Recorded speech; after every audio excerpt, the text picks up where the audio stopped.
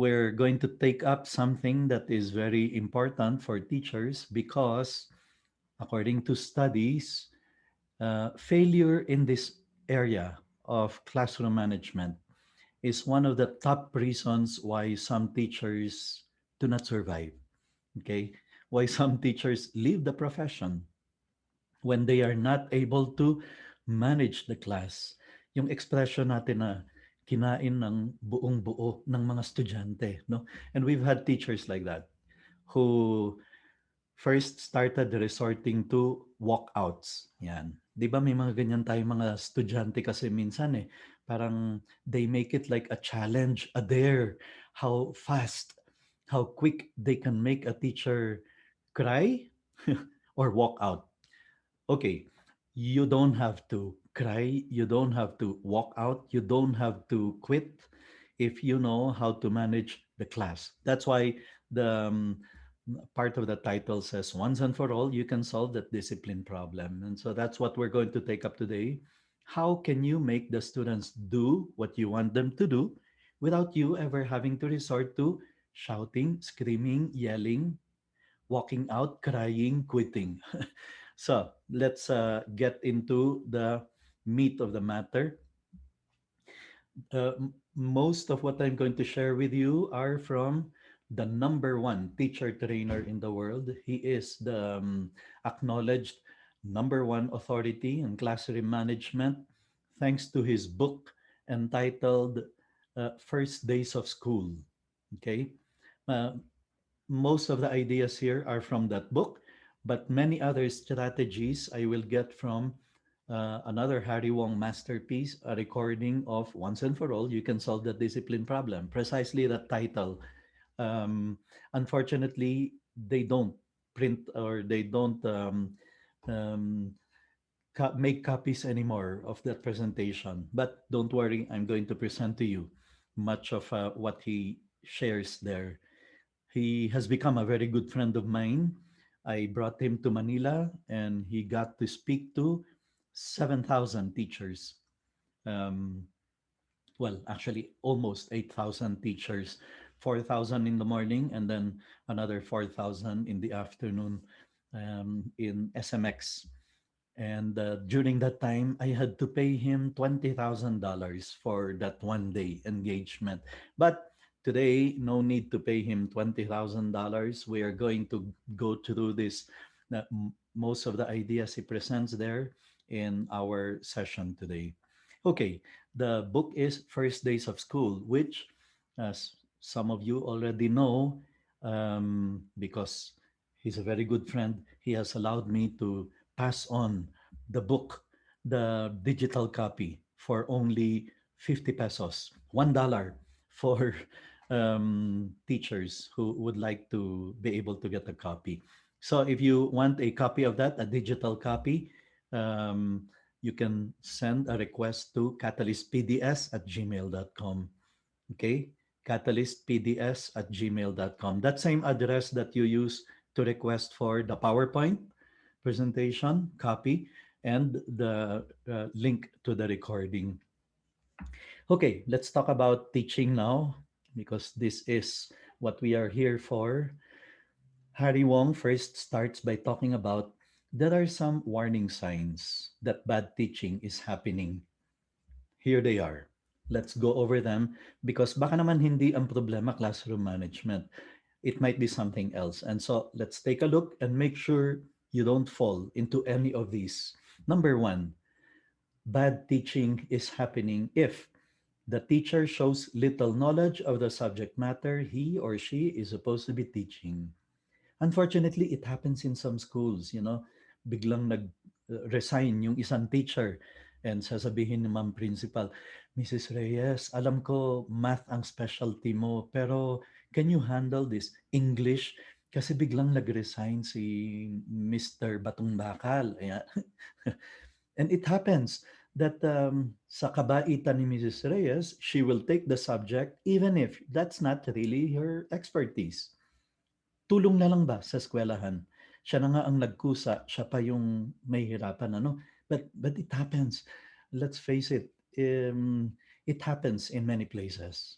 So, In the end, she has little knowledge of the subject matter that she is supposed to be teaching through no fault of her own.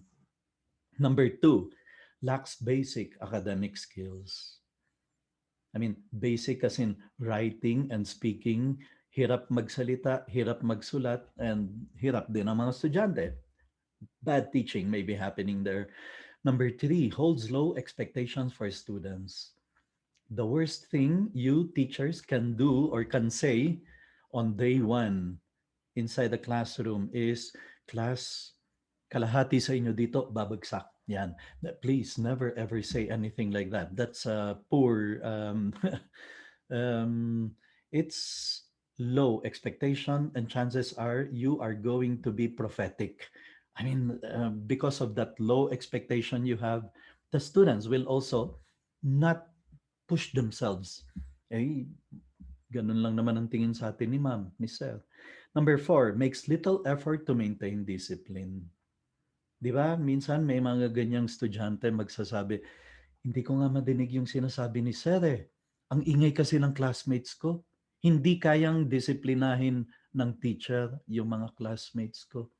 It can happen, and it has happened in some classes, and you can almost be sure bad teaching is happening there. Kasi yung teacher, para bang, basta, matapos na lang to. Bahala kayo if you don't understand, I will just go through the lesson plan, the unit plan. You study on your own. Kung ayaw nyo makinig, bahala kayo sa buhay nyo. Makes little effort to maintain discipline. Poor teaching is happening there. Number five, does not focus on academic goals. Number six, um, cannot communicate knowledge in an interesting way. Yan. Diba? And students are complaining, boring ng subject, ang boring ng teacher. Bakit pa kasi kailangan pag-aralan pa to? Bakit pa kasi siya pa ang dapat teacher natin? Sana doon na lang tayo kay boring. You hear that a lot these days from the young people. I'm bored. It's boring. Boredom. Like as if it's the number one enemy. No?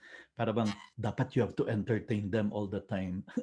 But we don't have to entertain them all the time. But there is a way of communicating knowledge in an interesting way, that the students are motivated, that the students want to be able to learn and understand. Number seven, gives disorganized lessons and vague, careless assignments. Yan. Di ba some students complain about that? Hindi ko nga alam bakit binigay ito ni ma'am eh. Hindi ko alam ang kinalaman dun sa pinag-aaralan namin. Minsan, may teachers nagbibigay ng assignment just to keep the students busy.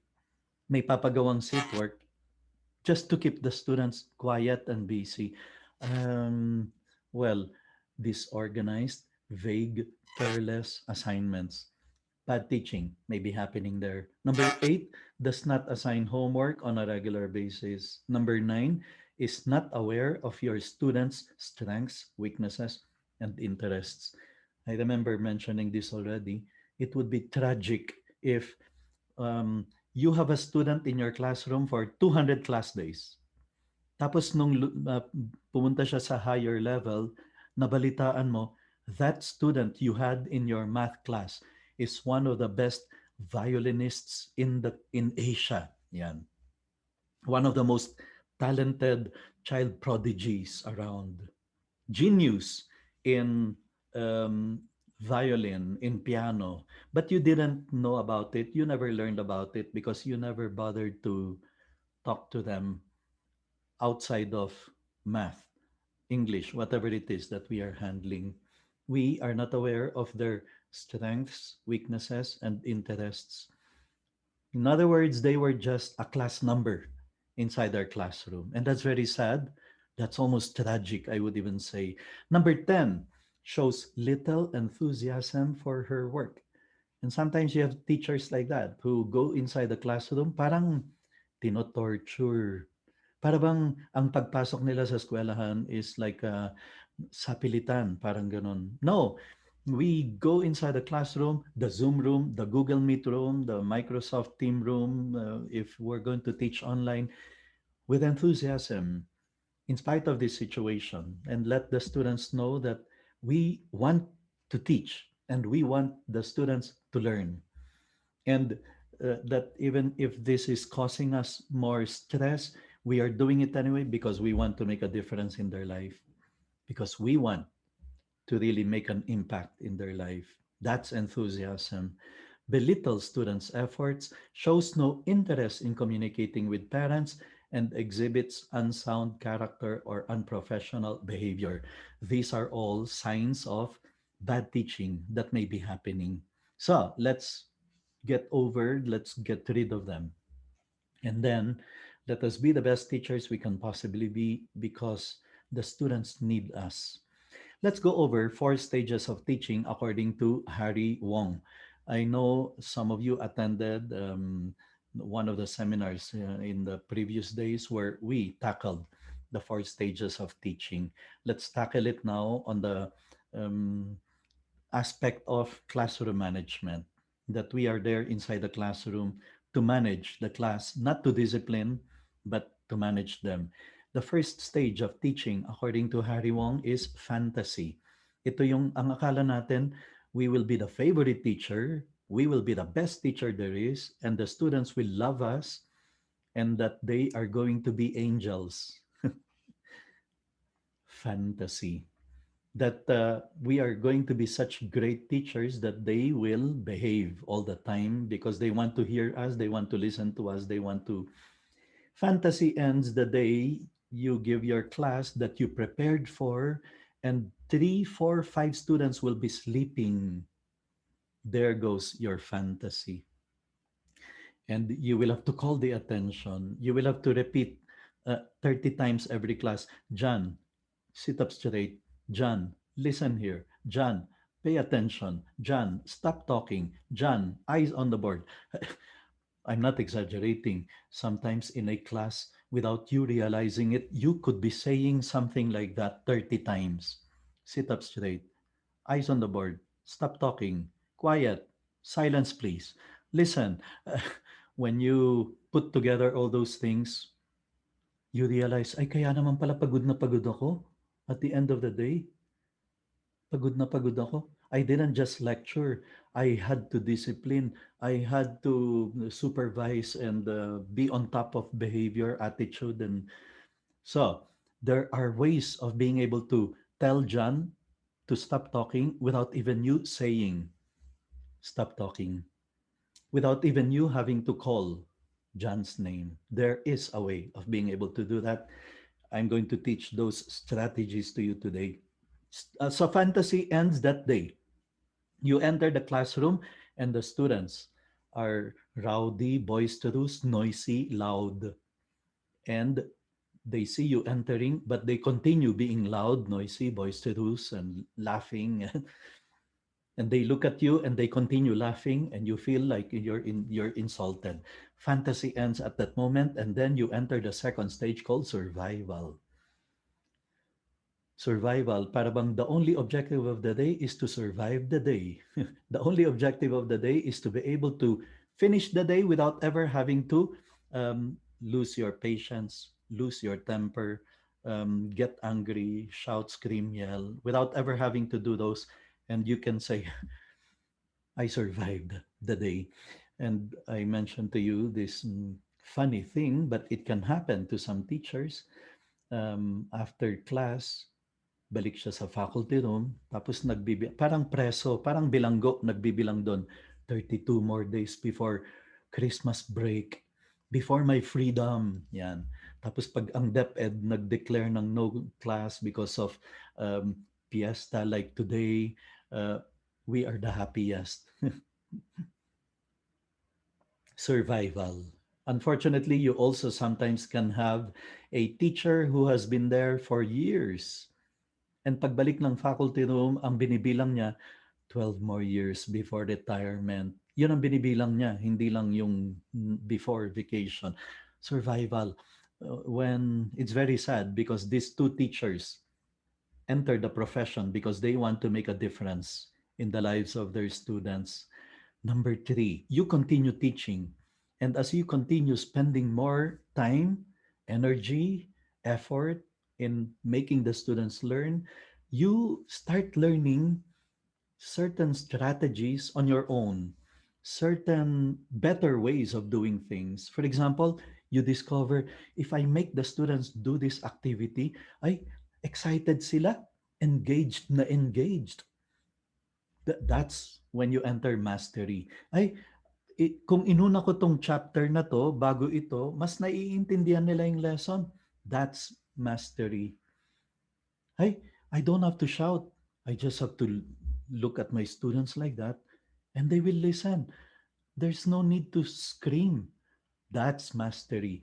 We start learning better and better ways of doing things. We enter the third stage called mastery. Unfortunately, some teachers don't reach this or need many years to reach this. No need to spend so many years.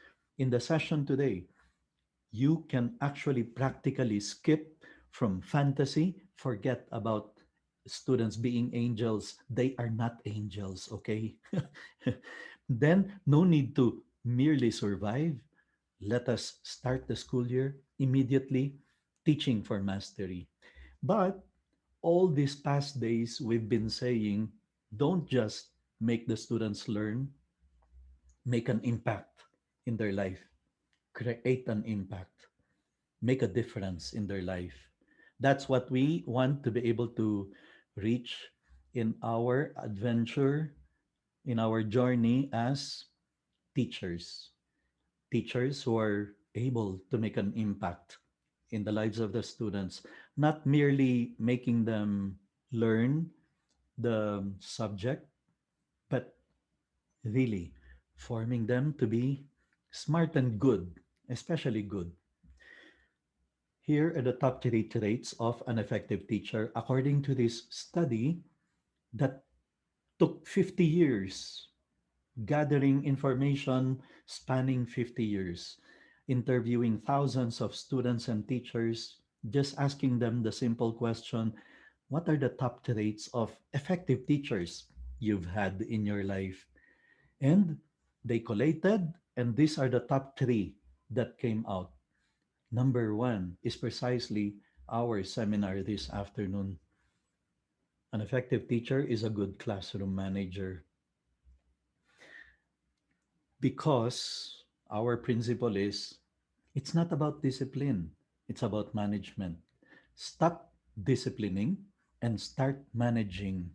That's what we're going to learn today in this session. Number two, second top trait of effective teachers. These teachers design lessons to reach mastery. Kaya hindi tayo fans ng teacher na nagyayabang na kalahati ng estudyante nila bagsak sa subject nila. Tapos ipagyayabang nila na mataas ang standard ko kasi mag-aaral sila. No, sabi ni Harry Wong, sabi nitong study na to, maybe you did not design your lesson for the students to be able to understand and not just understand but even to master the lesson you're trying to teach them.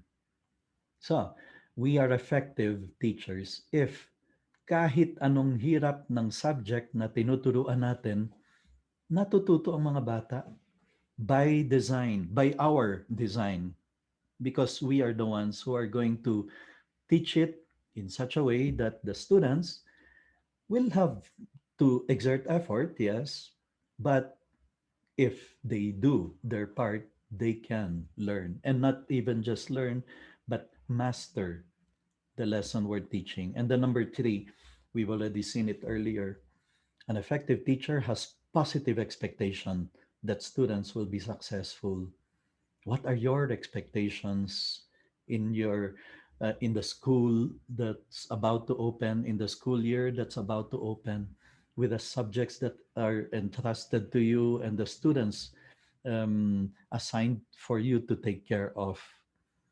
Do you have that expectation that because I'm the teacher, I'm going to make them all learn and be successful and be virtuous and be men and women of character? So, studies say that the number one factor governing learning is classroom management. Don't blame discipline. So, sometimes I hear that from some teachers. Mr. Rentoy, kung alam mo lang ang disiplina ng mga bata namin sa eskwelahan namin, walang disiplina, walang self-esteem, walang motivation. Ang laki-laki ng klase namin. Yeah, okay, they are factors, but they are not the number one factor. The number one is this. Kahit anong laki ng class mo, if the teacher knows how to manage, learning can happen. In fact, learning has happened under the Santol tree. I mean, it's not the class facilities, classroom facilities. It's classroom management. Now, we've been talking about management and discipline almost interchangeably. They're two different things. Discipline, disciplina, talks about rules. Classroom management doesn't talk about rules, it talks about procedures.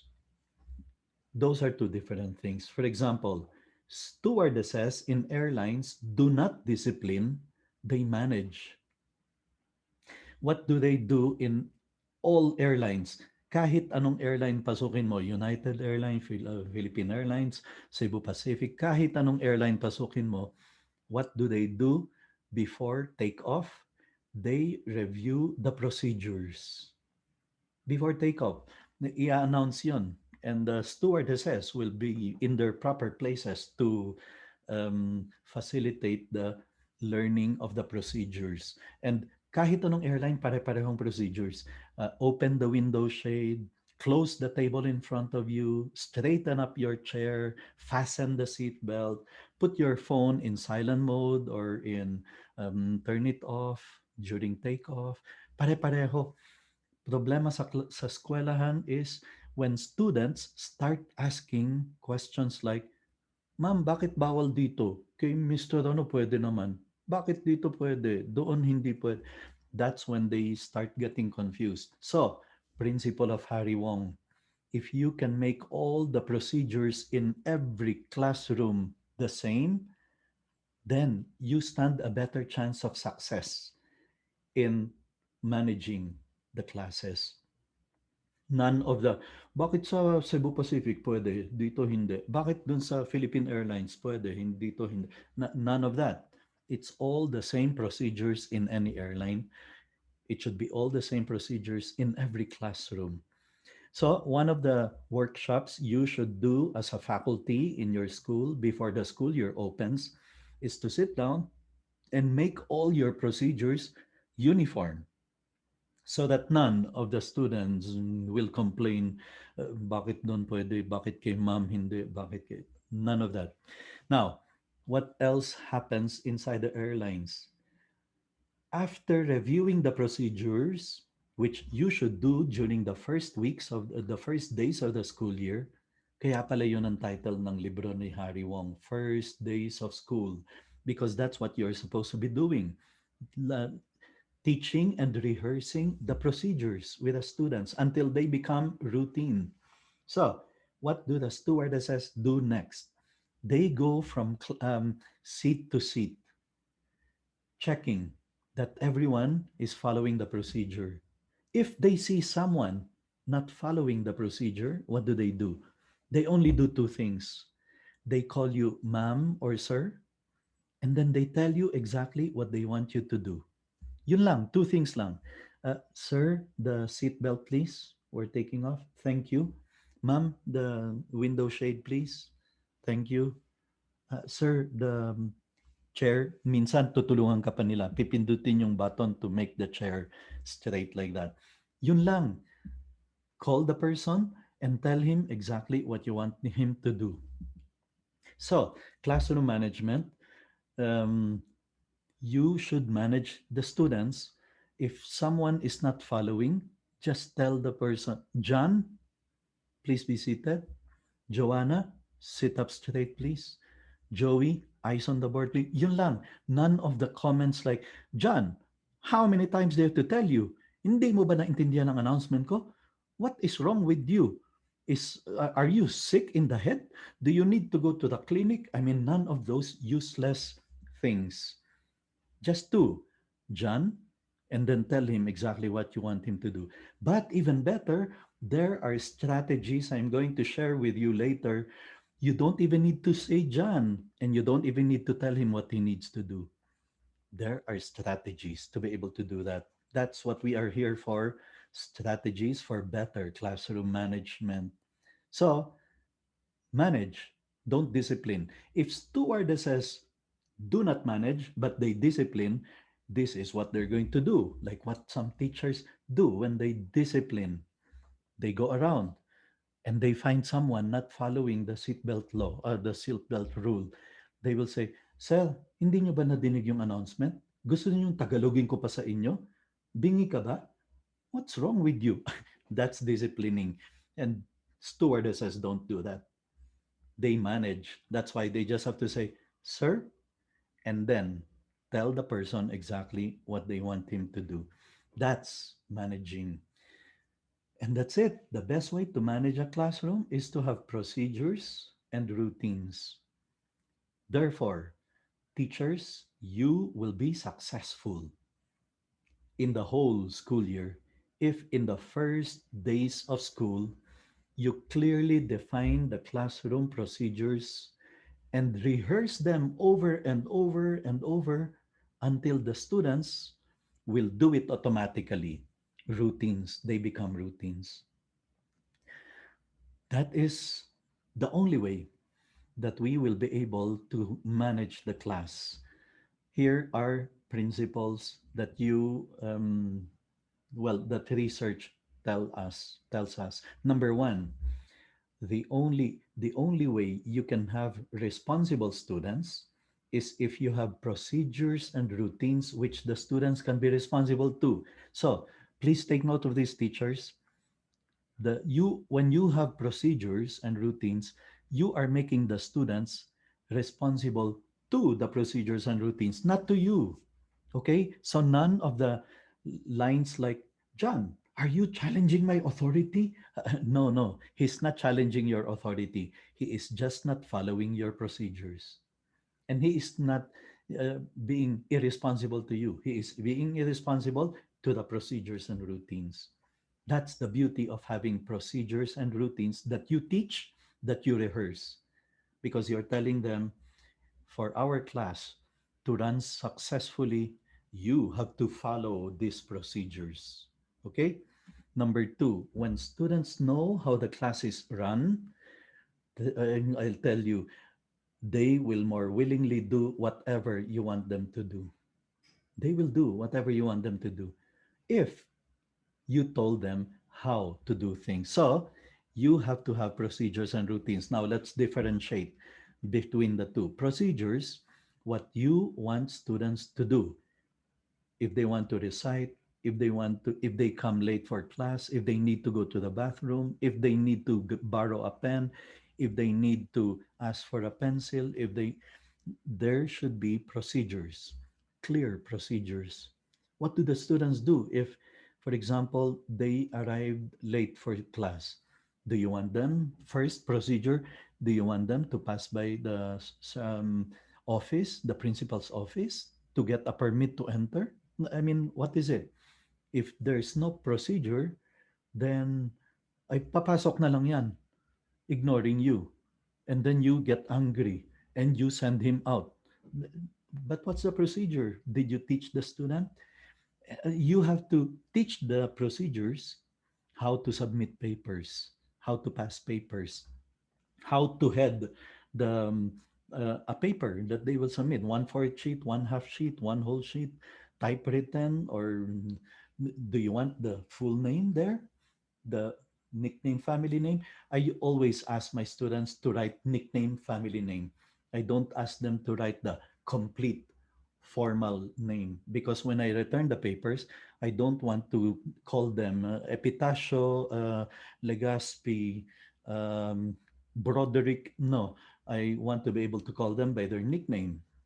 Pitts, uh, Joanna, Joey, Joe. That's more natural and normal. And then this is the defect of some schools.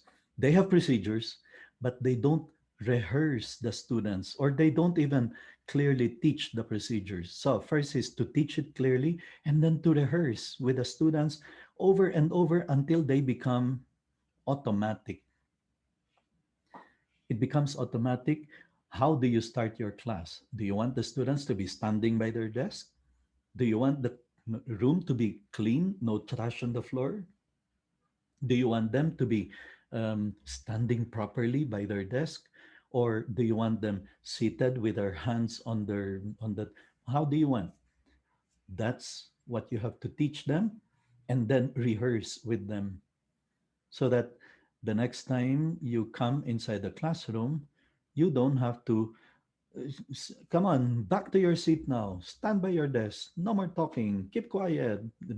No, if you taught them and you rehearsed with them that your procedure is, I want everyone to be standing by their desk, the rows aligned, no trash on the floor, eyes here waiting for me to start, and no talking. That's my procedure in starting the class. We will not start the class until I see everyone standing by their desk, with the room clean, with the rows of chairs aligned, and no one talking. Let's rehearse it. Pretend that there's no teacher in the classroom yet, and go wherever you want. Talk to your friends. Talk to your, and then when I give the signal that I'm coming in, let's see what you will do. Rehearse it with the students. So then, here, the number one problem in the classroom is not discipline. It's the lack of procedures and routines. Okay. Here are some samples of procedures you should teach and rehearse with the students. Okay, let's give an example. Passing in papers. Sabi ni Harry Wong, there are many teachers who do it very badly.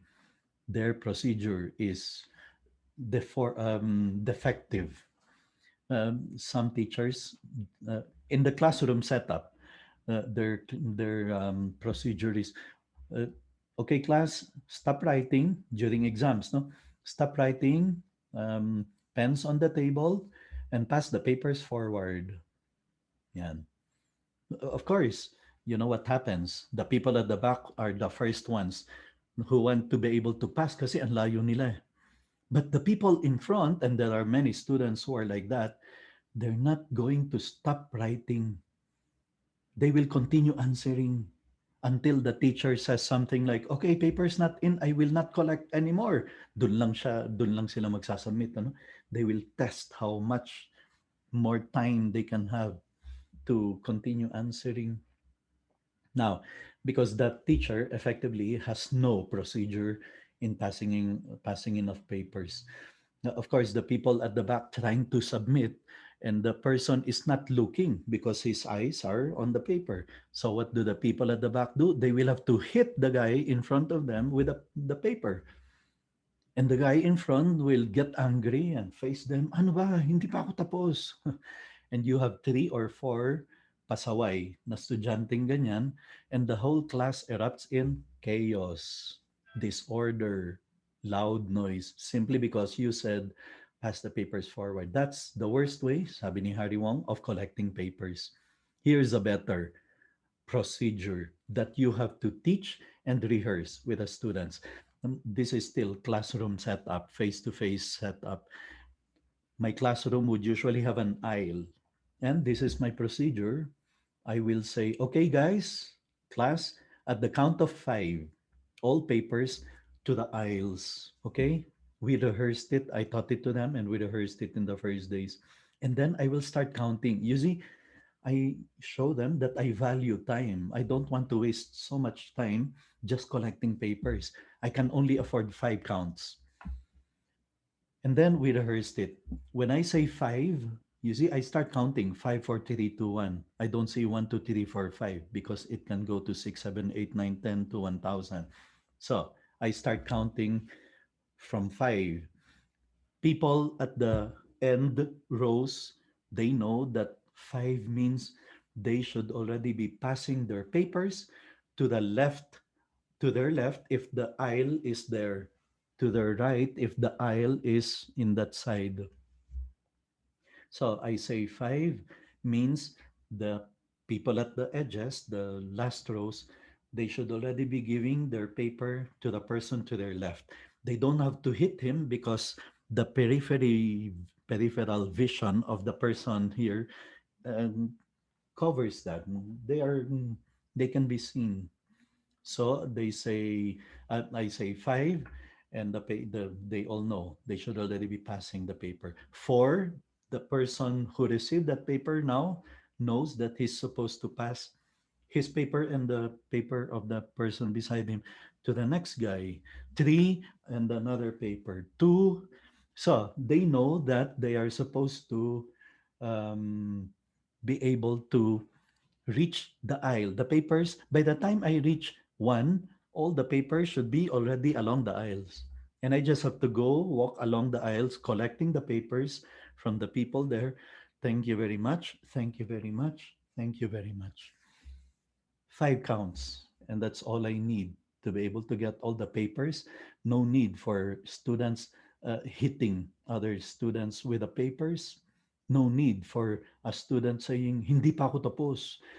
We rehearsed it and it should become automatic. Like in the first hour, when I teach them the procedures, class, let's rehearse that. Get a piece of paper and then write your name, nickname, and family name on top. And then let's see. Okay, the procedure is, I explain, let's rehearse. Now, if you see someone not following the procedure, John, for example, still writing. No need to get angry. No need to shout at John. Simply say, John, what's the procedure, please? And he will pass. Thank you. Day two, you collect the papers, and John does not follow the procedure. He's still writing. John, what's the procedure, please? Show me. He will do it. Thank you. Day 100. John, what's the procedure, please? Show me. Thank you. Day 200. John, what's the procedure? But you never have to shout, scream, or yell. And you are very rested. I mean, you don't feel the stress of having to shout, scream, yell, getting angry, saying something like, are you challenging my authority? John is not challenging your authority. He is not just being responsible to the procedure. Okay, here's another one here. When teacher is tardy, most schools do not have a procedure when the teacher is tardy. I have. Okay, class, if the bell rings and there is no teacher inside the classroom, here's the procedure. President and vice president, you come in front of the class to take over order and discipline. Secretary, you will go to the faculty room or to the office to ask, is Mr. So and so here? Is there a substitute? There's no teacher in our classroom. Okay, that's the procedure. Let's rehearse it. See, the the even if there's no teacher, the room does not turn into a zoo, which is what happens sometimes in some classrooms. Pag walang teacher, abay parang nagiging unggoy ang mga estudyante. They start jumping up and down and making noise and um, disturbing the other classes beside their classroom. More procedures that you should have and you should teach and you should rehearse with the students. You can have as many procedures as you want, basta you teach and you rehearse. And many of them you will have to spend teaching in the first days of school, the title of the book of Harry Wong, the first days of school. And that will spell your success or failure for the rest of the year. Because if you make them, if you get them to learn and understand and do your procedures, you will never have to get upset. The class is going to run like a well oiled machine, and students will be doing what you want them to do all the time. I'll give you an example here of this coming to attention. Uh, an ineffective teacher does not have procedure to come to attention, to get the students to come to attention. And that's why sometimes you feel very tired because you enter the classroom and the class is noisy. An ineffective teacher na walang procedure will have to shout, raise her voice kasi kailangan madinig siya ng mga estudyante. Eh, ang ingay ng mga bata eh. Your voice has to be louder than the noise of the whole class. Pag hindi pa rin siya napansin, he will start banging the hand on the board. Pag hindi pa rin napansin, papatay-patayin yung ilaw para mapansin. I mean, ineffective teachers do that. But an effective teacher will have procedure that the students are taught and will rehearse, that they will do automatically. Here's one example of procedure to come to attention. It's called salami. Salami. Stop and look at me. Salami. That's the procedure. Okay, class, here's the procedure. If I want you to come to attention, I'm going to go in the middle of the classroom. I'm going to raise my hand very calmly. If you see the teacher with his hand raised like that, it means salami. Stop whatever you're doing and whatever you're saying, even if you're in the middle of a sentence, and look at the teacher. If you have classmates looking the other way, tap their back, point to the teacher to say salami. Okay, let's rehearse it. Get a partner and then share with each other what you did last summer break. Okay, go. And then they will all go. When the noise level is very high na, the teacher now goes inside in the middle of the class, calmly raise his hand like that, and the students start keeping quiet. In the beginning, maybe it will take more than 5 seconds. But there comes a time when it becomes so automatic. As soon as the teacher raises his hand like that, give it 3, 4, or 5 seconds, and the students are quiet, ready to pay attention. Now, in my class, many times I ask students to do paired discussion. Get a partner and discuss answer to this question. So, and then I tell them, you can stay anywhere inside the classroom. You can sit at the back. You can, okay, I'll give you 10 minutes to do the shared paired discussion. And then after 10 minutes, I need to get them to come to attention. Hindi magwo-work yung salami kasi andun yung iba nandun sa likod. So I have the bell method. Procedure using the bell. I ring the bell and then I count 3, 2, and 1. Class, the procedure is when you hear the bell, I will count 3. And by the time I reach 1, I expect you to stop whatever you're saying, even if you're in the middle of your what you're discussing. No need to stand up from where you are and listen because I need to make an announcement or I need your attention. Okay, let's rehearse it. And then I ring the bell 3, 2, and 1. There comes a time it becomes so automatic, you will not even have to count. They know it. When they hear the bell, they will keep quiet. You have their attention. It works. Procedures work because they are not threatening. I mean, it's non threatening, right? I mean, it's just what you expect students to do. Like fastening your seatbelt. That's not a threat. Opening the window shade. That's not a threat. That's not a rule. It's a procedure. Closing the table in front of you. That's not a rule. That's just what you are expected to do. That is what procedures are all about. What you want the students to do, and you rehearse it and make them do it over and over, they become automatic. Okay, you can come up with many more. In the book of Harry Wong, First Days of School, I think he has 2 or 3 pages of listing of possible procedures that you can have that you want the students to do. And now, with the online setup, you also need procedures that you rehearse with the students. Like when you call for a synchronous class, let's say at 3 o'clock, Class, the procedure is I will open the Zoom room or the Google Meet room or whatever LMS you're using 5 minutes before 3, okay? Because I'm going to give you 5 minutes to log on. Don't log on only at 3 o'clock because at 3, that's when I will check attendance and you will be late already, marked late already if you come in after 3 o'clock. That's our procedure. Clear? Let's do it. And then they will follow it.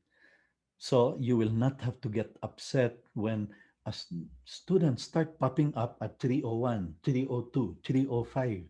And then they will say, sir, I had a problem with internet. Well, if he has problem with internet, he should have known it earlier on in those 5 minutes that you give them as allowance to log on. Now, of course, if really there has been difficulty with the internet, we are going to be very understanding. But at least they know what your procedure is. So, procedures. It's the procedures that set up the class for achievement to take place. Some procedures you will teach as you need them in the future. For example, the procedure during graduation, the marching, the getting the diploma with your left hand, shaking the hand of the principal with your right, going to the middle of the stage and bow. That's not a rule, that's just the procedure on how you're going to receive your diploma. With the left hand, receive it, with the right hand, shake the hand of congratulations of the principal. You see, you teach, and you don't teach it on day one. You will teach it nearing the graduation time. Or, okay, class, this coming Friday, we will have the first Friday Mass. And this is the procedure when we march going to the chapel. Okay, we will have a fire drill on next week. The procedure is this. You see, it's not rules, it's procedures. And we teach the students these procedures, rehearse them over and over until they become routine. Okay, now, um, before we get into, sige nga, so what are the strategies for managing the class? I need to just review. I know I discussed more or less this thing in one previous session or another, but um, let's apply this inside the classroom now as applied by Rafe Esquith in classroom setting, the 6 levels of moral development. Pinag-aralan ni Kohlberg, bakit nagpapakabait ang isang tao? And here's the first, the lowest reason. Kasi I don't want to get into trouble. Kasi sabi ng teacher, may punishment, may sanction, may detention. So, I don't like that. I don't want punishment. I better behave because I don't want to get into trouble. This is the lowest. Kaya sabi ni Rafe, sabi ni Harry Wong, teachers, refrain from threats like class, you better behave, you better behave, or else makikita nyo, makikita nyo. And the students ask, ma'am, anong makikita namin? um, we have to refrain from using that kind of threat because it's fostering the lowest level of moral development. Magpapakabait lang yan because ayaw nilang maparusahan, mabigyan ng sanction. Here's the second level. I want a reward. And mahilig ang mga, especially yung lower grades, ano, yung mga kinder, yan, prep, yung they get a smiley mark here, or they get a star. I got a star in my paper. That's a reward. They will do right, they will do the right thing because they want to get a reward. Sometimes some teachers resort to this. Class, if you behave, we will watch a movie at the end of the, uy, gusto din nila yan. Pero we can do better than this. Here's the third reason why people behave, why they do the right thing. Because I want to please somebody. I want to please the teacher. I want to please my parents. Minsan ang tawag natin sa mga taong ganito yung sip-sip, gagawa lang ng tama just to be in the favor of one person. So, pag andun ang teacher, abay napakabait. Pero pag wala ang teacher, bully. they hurt other students simply because he's doing the good thing in order to please the teacher. We can do better than this. But this is already better than at least hindi lang to avoid the punishment. At least hindi lang to get a reward. It's to be able to please somebody. But still, we can do better. Fourth, I follow the rules. This is the fourth level of moral development. When people start doing the right thing, it's in the manual. It's the rule. Yan. Maganda, no? I mean, the world is a better place if everyone follows rules. Traffic, traffic rules, rules of lining up. Yan. Walang sisingit, walang singitan. It's the rule. But we can still do better than this. Level 5. Why are you doing the good thing? I'm studying hard because my parents are paying for my tuition. They're sacrificing for my education. I have to be considerate of their sacrifice. I better listen to the teacher. Pinaghirapan niya tong lesson na to. I have to be considerate of the sacrifice of my teacher. That's already very good. But here's the highest level, which is what we should do inside the classroom. I have a personal code of behavior and I follow it. We discussed this in the class advisory when we talked about, um, I think that was yesterday, right? When we talk about class behave, okay? Inside the classroom or outside the school because you're carrying the name of our class. Yeah, that's sixth level. And even good parents do that. Pag sinabi ng mga magulang sa anak, anak, magpakabait ka ha. Dala mo ang pangalan ng ating pamilya.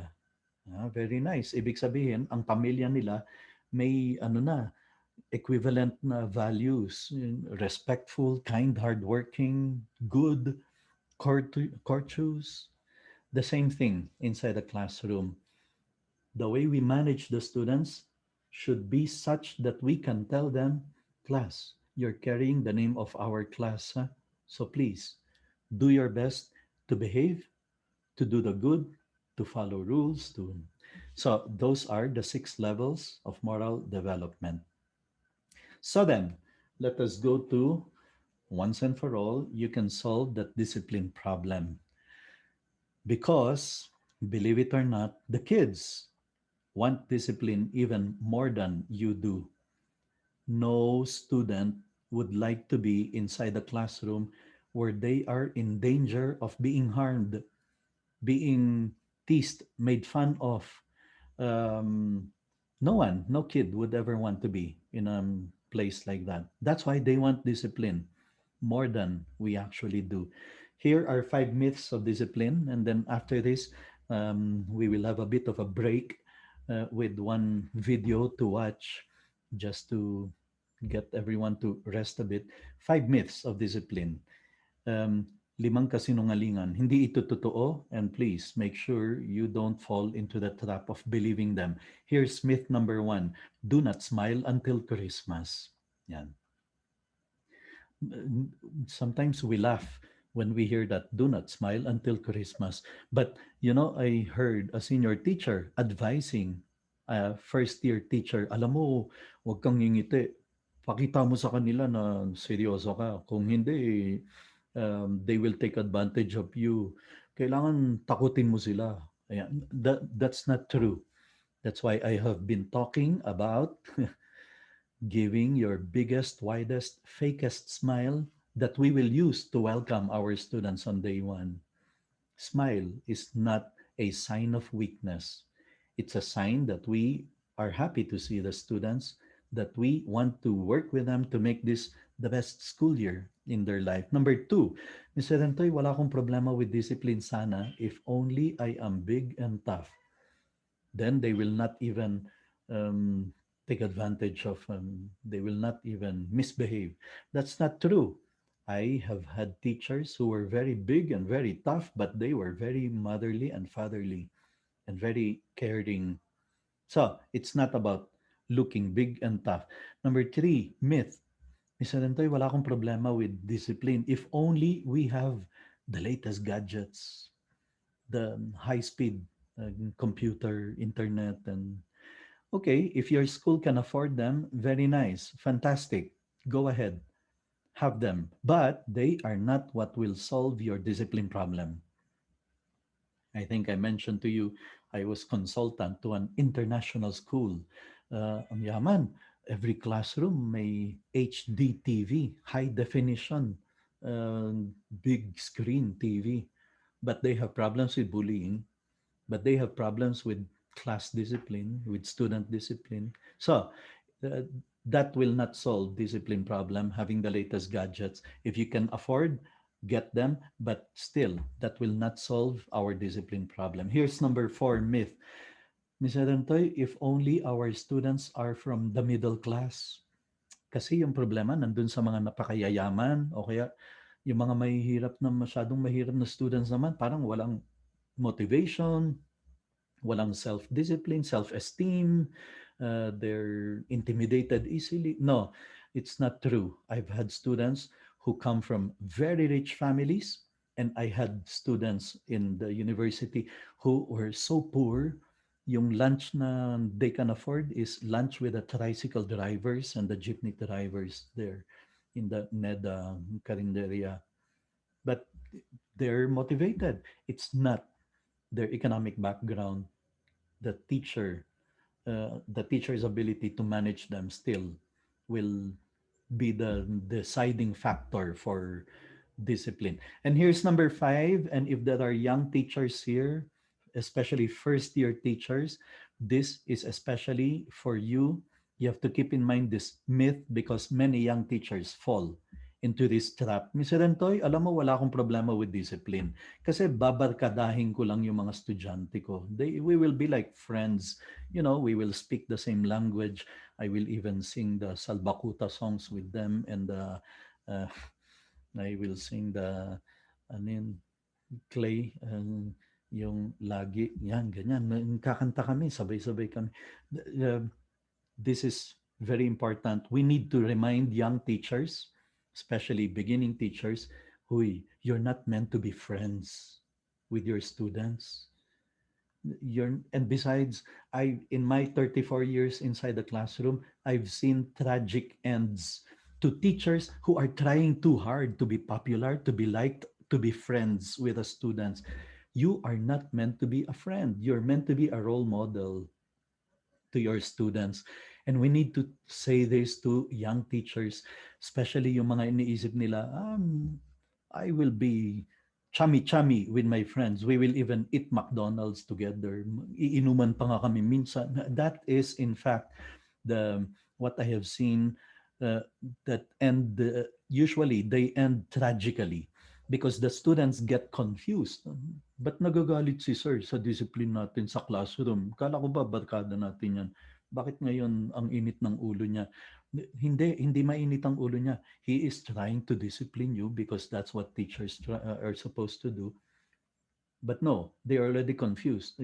Nag-inuman nga kami last week. So we have to remind the young teachers, you're not meant to be friends with them. Be friendly, be very, very friendly, welcoming, very warm, but you are meant to be a role model, someone they should look up to, and students should be able to say, paglaki ko, gusto kong maging katulad ni ma'am, ni sir, respected, professional, high level, high standards. Yun ang gusto ko. Those are the 5 myths that we have to get teachers to understand. Okay, so let me describe to you 4 types of classrooms, and chances are na experience nyo na being in one or two or three or all these kinds of classrooms. Number 1 kind of classroom is low control, low support. Alam niyo yung classroom na the teacher has low control. May natutulog, ay hindi ko nagigisingin, baka magalit lang yung bata. 'Di ba ganyan? Low control. Bahala ka diyan. Sige, matulog ka. Tapusin ko lang tong lesson na to.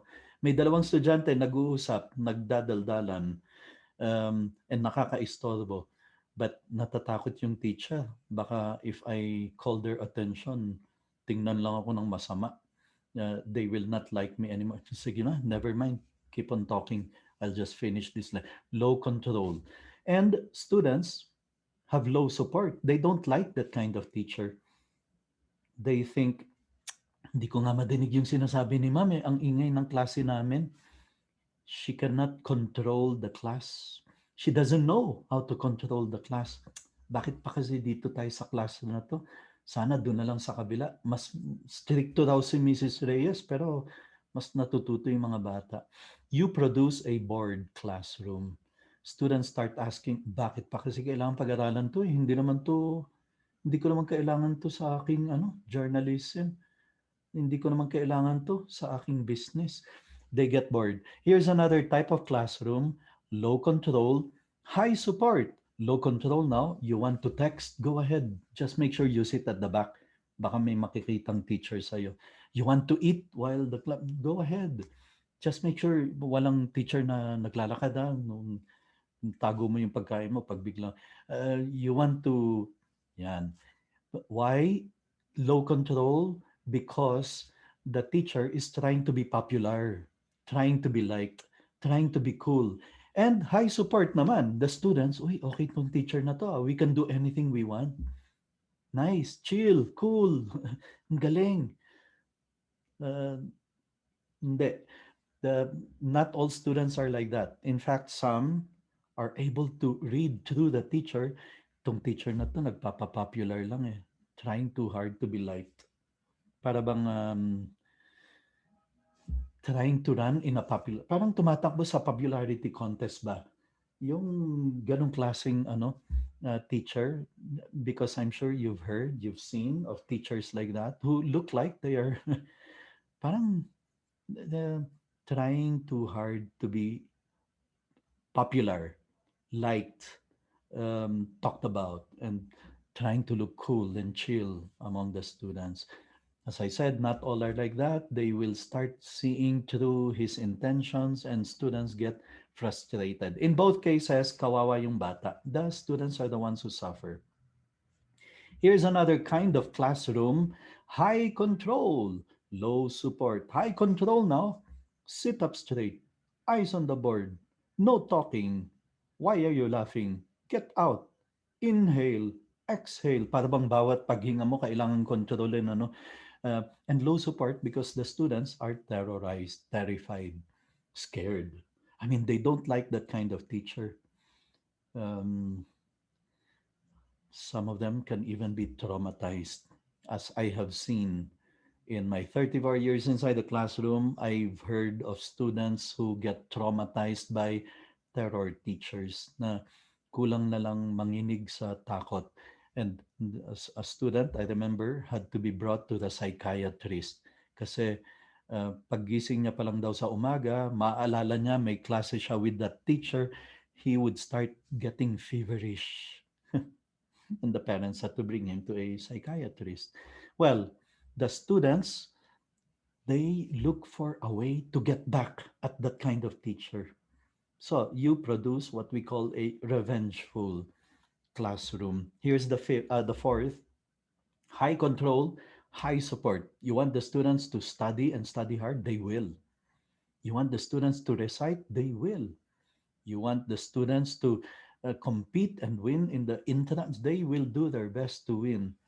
Not just for you, but especially for the class, because you have created, that's what we talked about yesterday, um, mindset, a culture, an identity of the class. High control. You want them to keep quiet? They will. You want them to recite? They will. You want them to perform? They will. And they high support. They follow. They do what you ask them to do because they say, alam niyang ginagawa niya. This teacher is a real expert.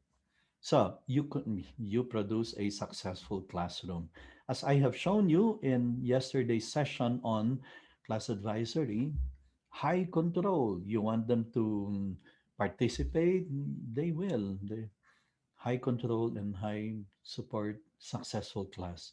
Okay, let's talk about the discipline plan now. I go around the Philippines asking schools, do you have discipline plan?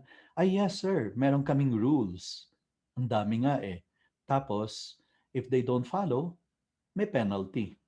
Very nice. But if they follow, wala. E di hindi magagalit ang teacher. Ah, hindi. Sabi ni Harry Wong, dapat daw merong rewards, consequence, positive consequence. Because, principal, students will more likely want to work hard to follow your rules in order to get a reward than to avoid a punishment. You stand a better chance in getting them to follow your rules for them to get a reward than to avoid a penalty. Here's a rule about rules. Dapat daw, sabi ni Harry Wong, you shouldn't have so many rules, just enough that they can memorize. If they cannot even memorize your rules, how do you expect them to follow your rules? I have to emphasize, yung pinag-usapan natin kanina are procedures. They are not rules. Procedures are just what you want students to do. Rules, on the other hand, it's almost like a threat. You better follow this or else may penalty. But if you follow, may rewards. So it's almost like a threat. Sige nga, subukan natin kung kaya mo. So, in fact, when I learned this in 1992, I would only have usually three rules. No unnecessary movement or noise muna. No unnecessary noise, no unnecessary movement. Come prepared for class. Whether it's grade 4 or fourth year college or fourth year high school. No unnecessary noise, no unnecessary movement. Come prepared for class. Those are the only three rules. I explain to the students what those three, what I expect them to see to do. And then the others, procedures, you can have as many as you want for as long as you teach and rehearse that they become automatic. Pero rules, just enough for them to memorize. So here, for example, are some examples of positive consequences. Some applicable to kinder, some applicable all the way to fourth year college, even post-grad studies. For example, itong I'm proud of you statement. When I was teaching in the University of Asia in the Pacific, I was teaching Latin. And I usually would ask my students to make a presentation. At the end of the presentations, I told the class, guys, your presentations were spectacular. How I wish we can present this in other schools. That's, I'm proud of you because you came prepared for class, because you did a good job. Good job. Pat in the back. I'm proud of you statement. Class this week, uh, you have been doing very well in the quizzes. Good job. Keep it up. I'm proud of you. They've been coming to class prepared every day in the quizzes. Some others are for preschool, others all the way to. Here are more positive consequences. Some applicable to preschool, others applicable all the way to college. Okay? Now, I want to emphasize this visit to principal for special acknowledgement. I mean, who says you should only send students to the principal's office for reprimand? 'Di ba? Ganyan, minsan may ganyang teacher eh. Pag galit na sila sa estudyante because of misbehavior, sasabihin na, get out, go to the principal's office now. Ayan. And the student will go to the principal's office. And the principal will, oh, what are you doing here? Sasabihin ng bata, I don't know ma'am, pinapunta ako ng teacher. Kasi wala naman yun sa procedure na the para bang it's the highest form of sanction to be sent to the principal's office. Well, not me. I will bring students who did exceptionally well to the principal for acknowledgement. Ma'am principal, these three students were failing last quarter, but this year they're even hitting third honor. They deserve a Congratulations from the principal, from you, ma'am principal. That's what I would do. The visit to the principal's office is not a punishment. It should be done for a special acknowledgement like this. Here are some samples now of negative consequences. Some applicable to preschool, others applicable all the way to college. Okay, I repeat, in case we have participants who are first time to attend today, you can get a copy of the PowerPoint presentation. You will have to request it by emailing to catalystpds@gmail.com. Okay, so if you don't get to copy some things, because no problem, you will be able to get a copy of the PowerPoint presentation. More negative consequences, some applicable to preschool, others can be all the way to college, as negative consequences for not following the rules. Okay, some other negative consequences, in fact, I'm sure nasa student's handbook,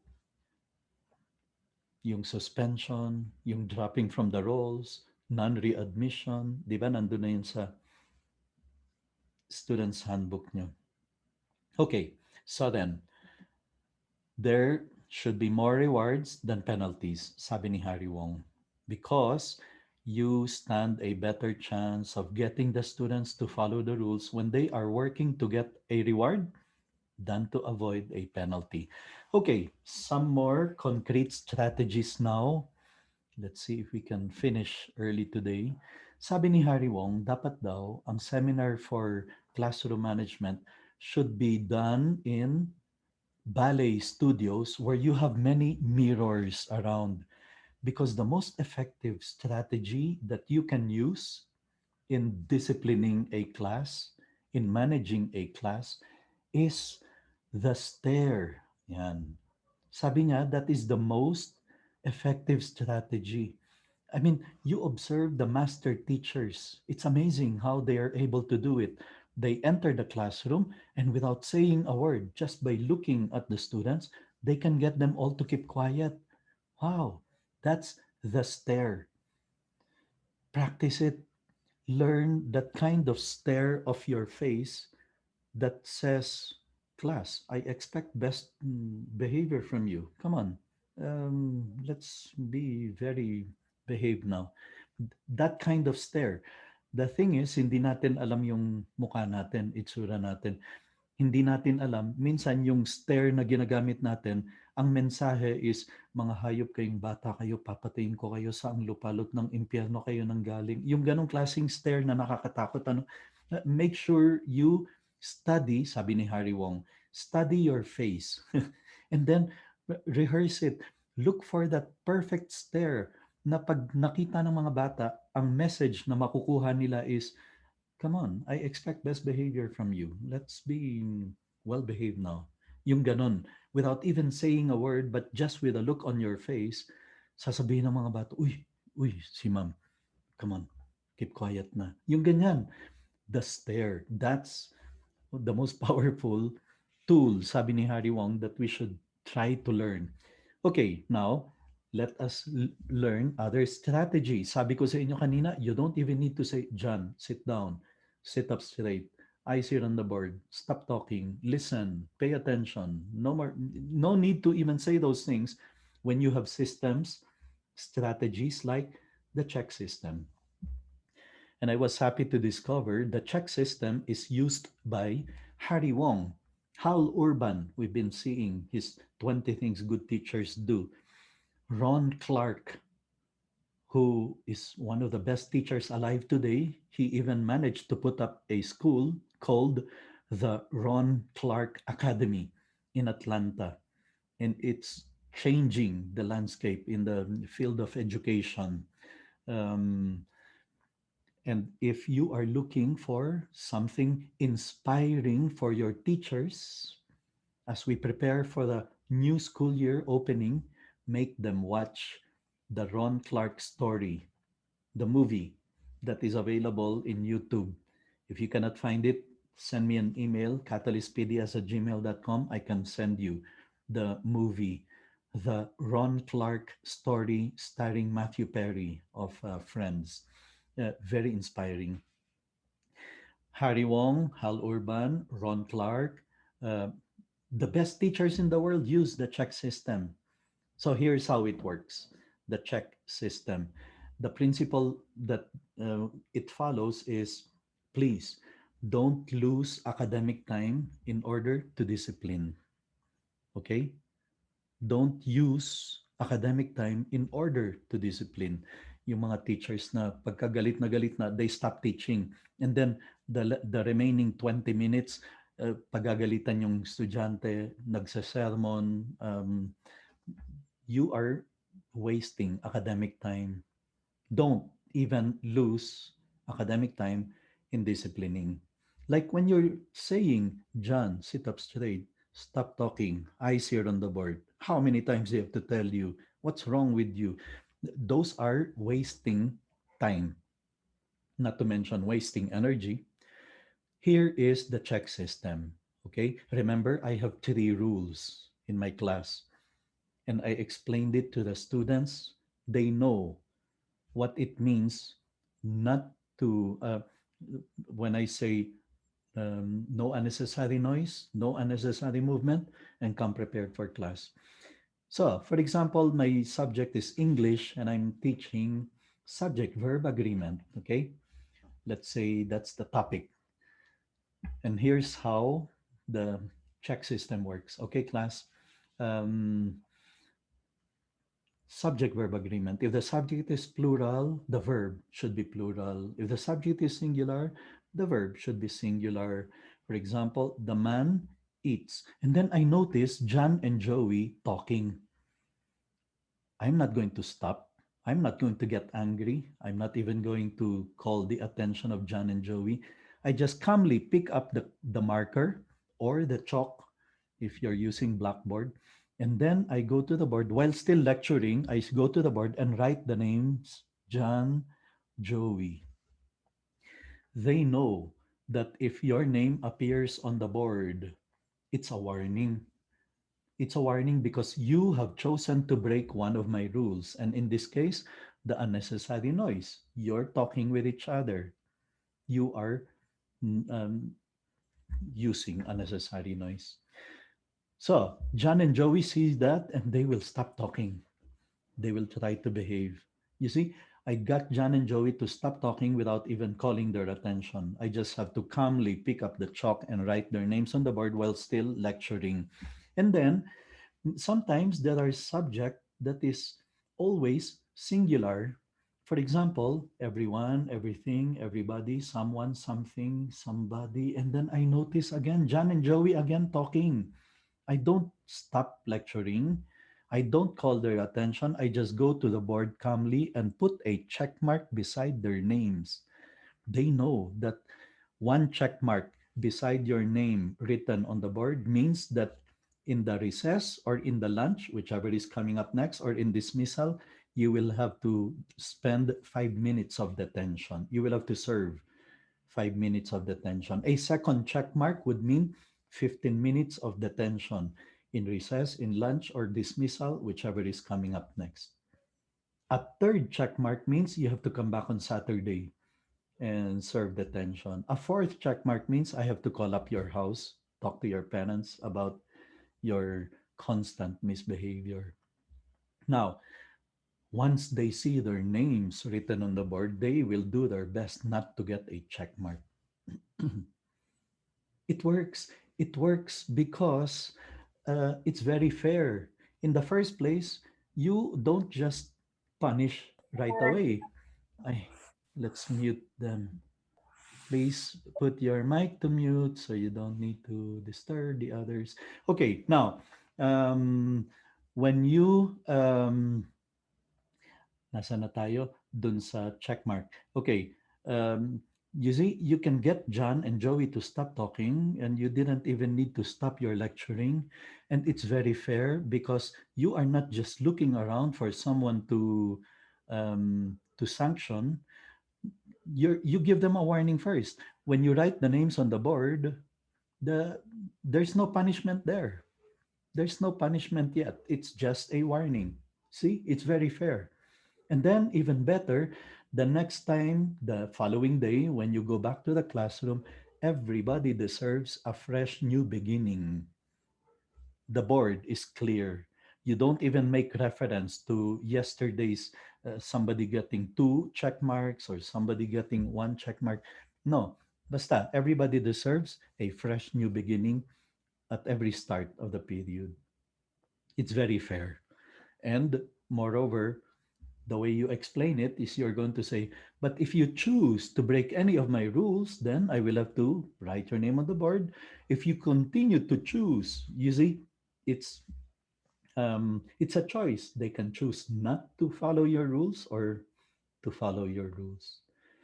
And then you can put a reward system um, with this.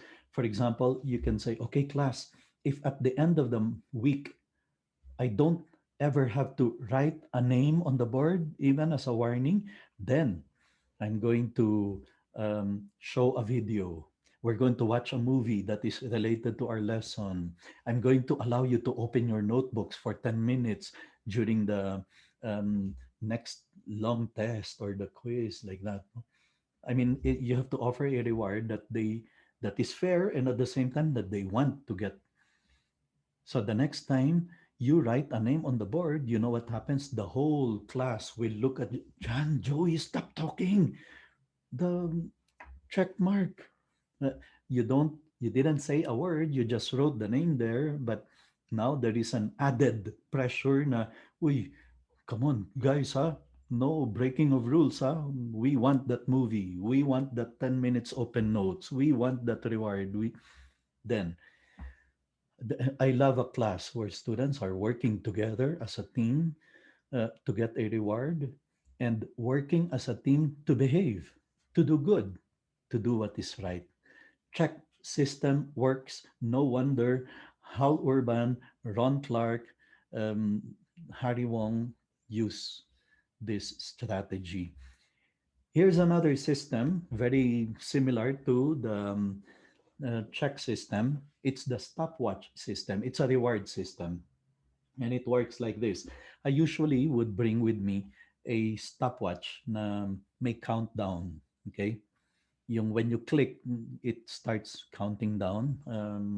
So, for example, in Southridge, our class period would usually be 50 minutes per period. So I would have a stopwatch with a 50-minute mark there. And then every time a student would choose to break any of my rules, I would click the clock and it would start counting down. Effectively, the students are losing seconds from the 50-minute reward. I will tell them, okay, class, you have now 50 minutes reward that is yours, that you will get at the end of this month.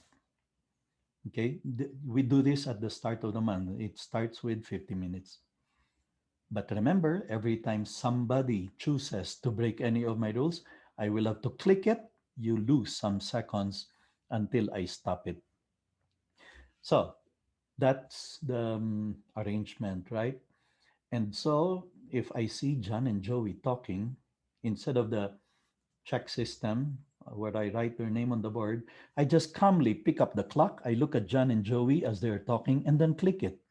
And then it starts counting down. I will not stop it until John and Joey will show me that they're sorry and that they will now behave. And then I will stop it. It took around 7 seconds because John and Joey chose to break my rule. The class lost 7 seconds in the rewards clock. I continue lecturing. I see Joanna standing, breaking my rule about no unnecessary movement. She should have asked permission first, but she broke my rule. So I don't get angry. I just look at Joanna, calmly pick up the clock and click it. And I will not stop it until Joanna says sorry and goes back to her seat. And then I click it. Joanna made the class lose 5 seconds from the rewards clock. Of course, you know what happens when I do that. I look at Joanna, I pick up the clock, And the whole class will look at Joanna. Joanna, sit down, the clock. Yan. Because at the end of the month, after doing that day after day after day, meeting after meeting, class after class, whatever is left in the clock, that's I'm going to give a menu of rewards to choose from for the class to choose from. For example, ang natira sa clock is 45 minutes. They lost 5 minutes throughout the month because of times people chose to break one of my rules. Okay, class, you have 45 minutes. Here are the choices.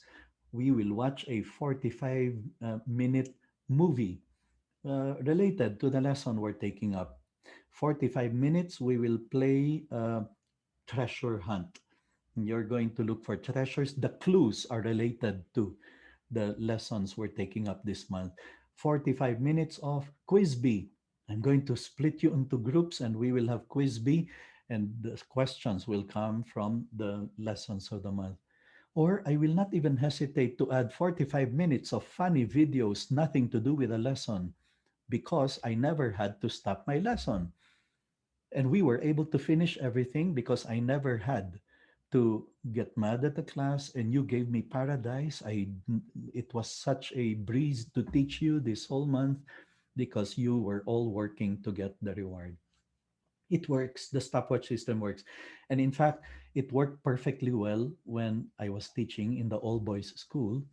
Minsan, pag ang subject mo is after a PE class, have you ever had that experience of having to teach in the classroom after the PE class? You enter the classroom and the whole classroom is very messy. The rows are disorderly. There is trash on the floor. Minsan, magugulat ka pa, may medyas dito, nakakalat, may brief. Anong ginagawa ng brief ng estudyante? Bakit nandun yan? And an ineffective teacher who doesn't have a strategy will have to get angry, shout, scream, waste time, lose time because the students will not move very quickly to clear the room, pick up the trash, put chairs in order, and stand by their desk because that's how you want to start your class. Not me. That's when the stopwatch system works perfectly well. I stand by the door. They know my procedure. The room should be clean, orderly, rows aligned, and they are standing by their desk. So enter the room and it's messy. I just calmly raise the clock and click it, and I'm not going to stop it until the room is clear, the rows are aligned, the students are and you know what happens when the students see that, they will say, "Uy, ayusin niyo yung classroom, the clock, bilisan niyo. Uy, bilis." And they will pressure each other to move very fast, and really almost miraculously 10 seconds, 12 seconds, not even more than 15 seconds, and the whole classroom is in orderly is back to order. The rows are aligned because they don't want to lose more seconds from the reward because they want to get the reward. And you stand a better chance in getting your students to do what you want them to do when they're working to get a reward than to avoid a penalty. It works. It works. I mean, these systems, strategies, if you're thinking now, hindi yan uubra sa klase ko, I'm sure hindi uubra sa klase mo. But if you're thinking, ay, ang galing, how can I do that so that my class runs like a well-oiled machine? You're halfway to success. So, reward system, while I mentioned earlier, yung reward system is only the second level of moral development. But that is yung personal. Ito, the class is working together as a team to get a reward as a class. That's a different level. I mean, it's not the same as yung kaninang reward system that we were talking about. Okay? Yung I want a reward. Of course, I better behave for the sake of my class because I want my class to get the reward. That's higher, that's noble. Thinking as a class, thinking as a team, thinking as a group, not a selfish thing. Okay, Hal Urban's strategies very quickly. We are ending now in a while. Just Hal Urban learned this strategy. I think this will be the last I'm going to share with you. He learned this on the last day of his first year as a teacher. And he said this is the most important thing he learned as a teacher.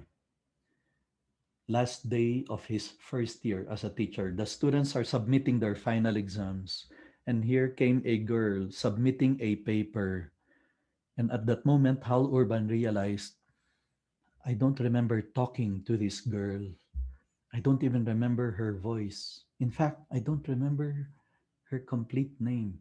At that moment, Hal Urban realized, I am such a bad teacher because I was with this student for 200 class days and she was just a class number. I didn't treat her as a student. Please, George Isaac Brown said, never let the demands of your job cause you to forget that each one of your students is a feeling, thinking human being. For education to be effective, it must be personal. Here's another quotation from John Dewey. The deepest urge in human nature is the desire to be important. Let's treat every single student important. So, what is the strategy that he learned? And he said it's the most important thing he learned as a teacher. He would welcome his students. Sabi niya, from this moment on, I will welcome my students. I will deal, in the first place, sabi niya, I will deal with every one of my students as a human being. I will welcome each one of them with a eye contact, with a shaking of hands, and with a smile every single day. And that's what he did from that moment on. And he went on to teach for more than 20 years. And it works because 10 years later, 20 years later, he would meet these students, and that is what they will remember him for. The teacher who treated us as human beings, who treated us as important persons. Sabi niya nung umpisa, some students didn't know how to shake hands. Parang nag-shake hand ka with a patay na isda, parang ganun, lifeless. But eventually, the students learned how to shake hands with a eye contact and with a smile, firm hand, firm shake.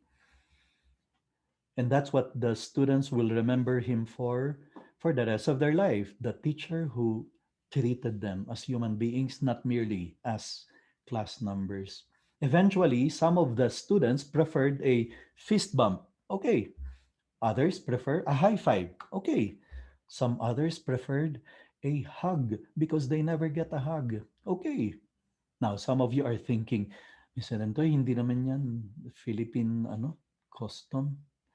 Okay. So anong gusto mo? Mano po? Go ahead.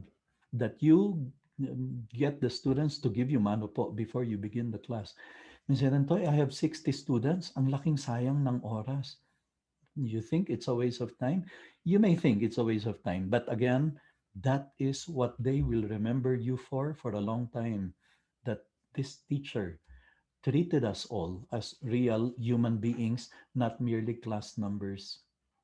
Or some of you may choose, for example, to instead of shaking hands, mano po, you will give everyone an eye contact as a way of acknowledging their presence. And you sometimes even perhaps call John, good morning, Joey, Joanna, good to see you.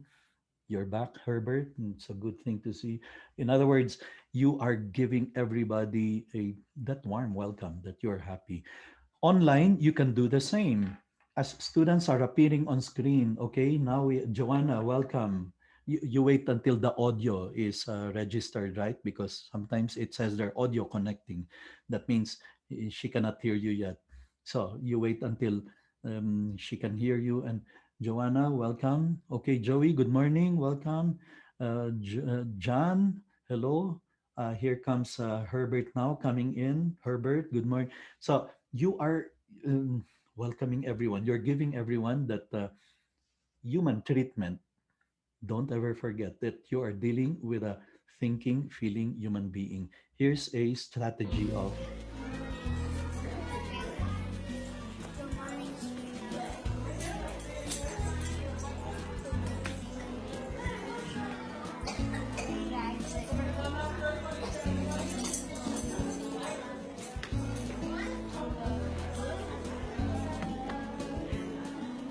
So, yung strategy na ginamit niya instead is to assign one person to be the greeter, to be the one in charge of welcoming the students, of making everyone feel part of the family, part of the class, part of the team.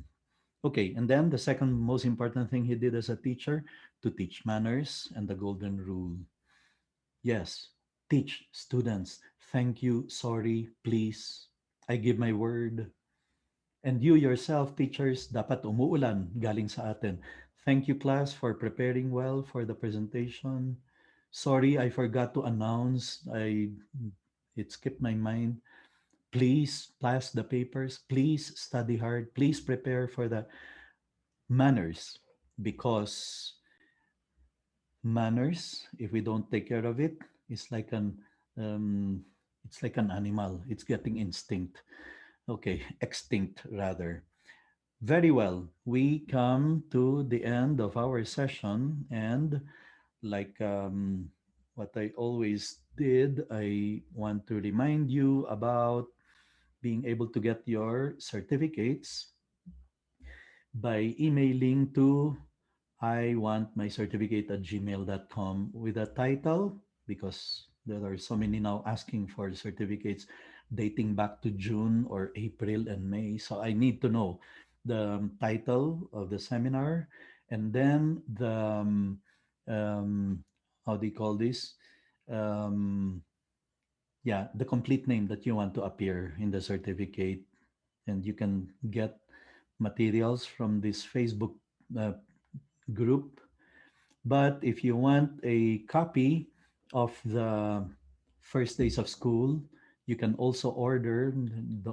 It's it's going to cost you $35 plus shipping to the Philippines. Um, as I said, he's a very good friend of mine, and I can make it to you available for only 50 pesos, the digital copy. And then lessons from the classroom, Hal Urban's dozens of strategies. We have a number of copies available thanks to the supply stocks that they gave us. Um, Again, you don't need to pay $15 plus shipping. That's around additional $12 for shipping in Manila. We're making it available for 300 pesos, but you will have to pay for the shipping. If it's within Metro Manila, we send it by Lala Move, which can range from 100 to 150. And then the recording of this session, as well as past seminars, um, you can subscribe to the YouTube channel. This is the address, youtube.com/c for creators /mannrentoy, and the recording of many past seminars are there, including this one that we are doing now. I'm going to post it there as soon as the video is processed. Yeah, I want my certificate at gmail.com. And then the, how do you call this? The PowerPoint presentation, as well as the link to the recording, you can get when you send me an email to catalystpds@gmail.com. Okay, great. That brings our session today to an end. Thank you very much for joining us. I know it's a holiday, it's big sacrifice on your part. And I hope my signal did not get intermittent here in Baguio. It's raining hard. While many of you are suffering in the heat of Metro Manila, but I'm lucky to be in this fantastic place. Okay, I invite you to turn on your video if you want to um, be seen in your screen as I take a picture of how many pages are we? Only 2 pages, so that shouldn't be very difficult. So practice your biggest, widest, fakest smile that you will use to welcome your students on day one for this pictorial. I'm going to take a picture now in three, two, and one. And then for page two, here it comes. Smile, three, two, and one. Okay. By the way, if you want also a copy of these pictures, they are posted in the professional teacher Facebook page, as well as I can email it to you also if you want it. Thank you very much, everyone, for joining us on this holiday today.